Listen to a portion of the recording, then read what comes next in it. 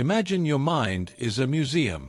It has beautiful, well-lit galleries for your happiest memories and your proudest achievements. But there is one wing of the museum, down a dark hallway, that you keep visiting against your will. It is the museum of awkward moments. And inside, every embarrassing, cringeworthy, and socially clumsy moment of your life is perfectly preserved and displayed in high definition. You're trying to fall asleep, and suddenly, the main exhibit appears in your mind's eye. That dumb joke you told at a party 10 years ago that no one laughed at. That time you waved at someone who was actually waving to the person behind you. That moment in a meeting when you completely forgot what you were saying. And with the memory comes a full-body, visceral reaction. A hot flush of shame. A physical cringe. A knot of dread in your stomach. And you're left wondering, in the dead of night, why am I still thinking about this? It was years ago. It doesn't matter. Why does it still hurt so much? If you have ever been haunted by the ghosts of your own awkwardness, this is for you. Because you are not replaying these moments because you are neurotic or self-obsessed. You are replaying them because your brain is a highly sophisticated social survival machine. And it is desperately trying to protect you from what it believes is the greatest threat of all, being cast out of the tribe. Let's start with a core feature of your brain's operating system, the negativity bias. Your brain is not designed to be a fair and balanced reporter of your life. It is designed for survival. And for survival, it is far more important to remember the one poisonous berry you ate than the 99 delicious berries you enjoyed. It is more important to remember the one time a tiger appeared by the river than the 99 times it did not. Your brain is like Velcro for negative experiences and Teflon for positive ones. It is hardwired to focus on and learn from what went wrong. And this brings us to the second crucial piece. To your ancient, primal brain, social pain is survival pain. For our ancestors, being socially rejected, shamed, or cast out of the group was a literal death sentence. An individual alone in the wilderness did not survive for long. So your brain evolved to treat social threats with the same life or death seriousness as a physical threat. Brain scans show us that the experience of social rejection lights up the very same regions of the brain as physical pain. That awkward moment, that cringe, did not just hurt your feelings. Your brain registered it as a genuine, dangerous, and painful event. And this is where your memory's emotional highlighter pen comes in. Your amygdala, the brain's threat detector, sees that moment of social pain and it screams, "Danger!" It highlights the entire memory with the bright, neon ink of shame and embarrassment. And it tells your hippocampus, the memory's librarian, this file is critical for our survival. Do not put this in the basement. Keep this near the front desk. We need to review this often so we never, ever make this mistake again. The reason you remember that dumb joke from 10 years ago is because your brain filed it under survival threats, right next to touching a hot stove and running from a predator. It is not a flaw in your memory. It is a feature of your survival programming. So why do these memories pop up at the most random times? Often, it happens when your conscious mind is idle.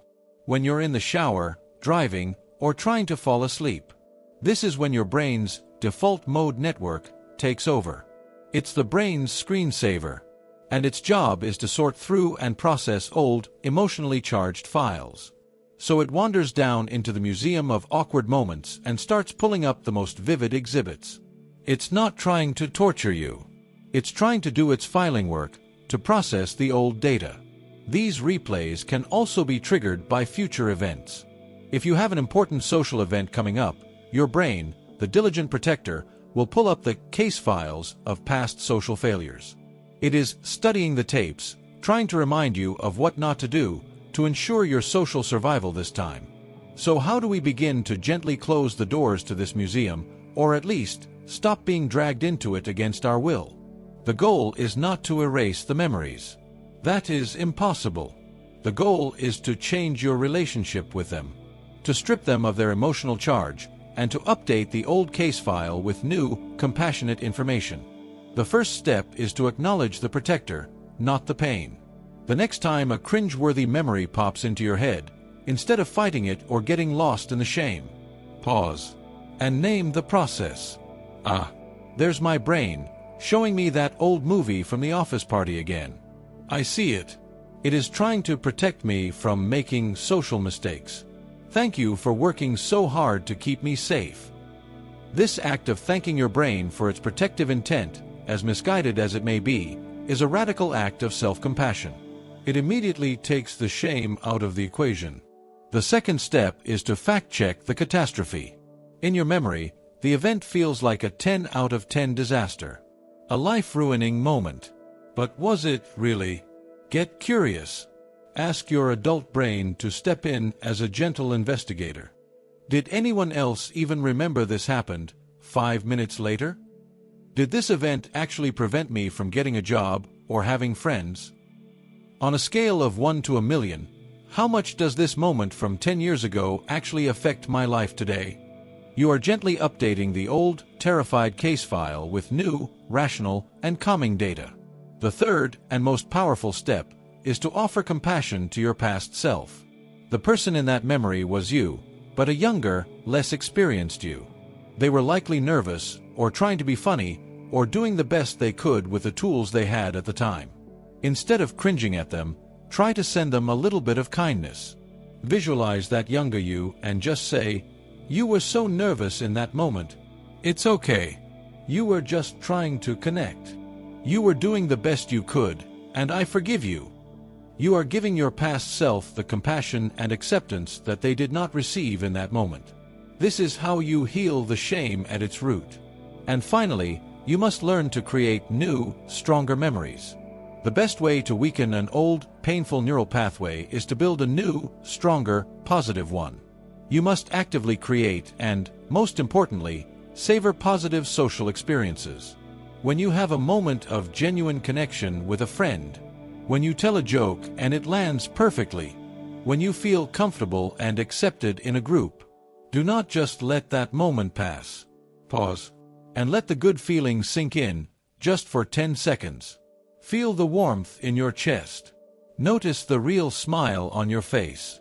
You are intentionally giving your brain's museum curator a new, beautiful piece of art to display. And the more beautiful art you hang on the walls, the less time your mind will want to spend in the dark, dusty wing of your old mistakes. Those awkward memories are not a sign of your inadequacy. They are a sign of a brain that cares so deeply about connection, about belonging, and about keeping you safe in the tribe. Your journey is not to become a person who has no awkward moments. That is impossible. The journey is to become a kind and compassionate curator of your own inner museum. To be able to look at the old, painful exhibits with a gentle smile, and to know that they are just one small part of a vast, beautiful, and ever-growing collection. If this video was helpful for you, please show your support by clicking the like button. To continue this journey of healing, subscribe to the channel and turn on the notifications. And if you know someone who is haunted by their own cringe, please share this video. It might just help them close the doors to that old museum and step out into the sun. Thank you for watching. Be kind to your past selves.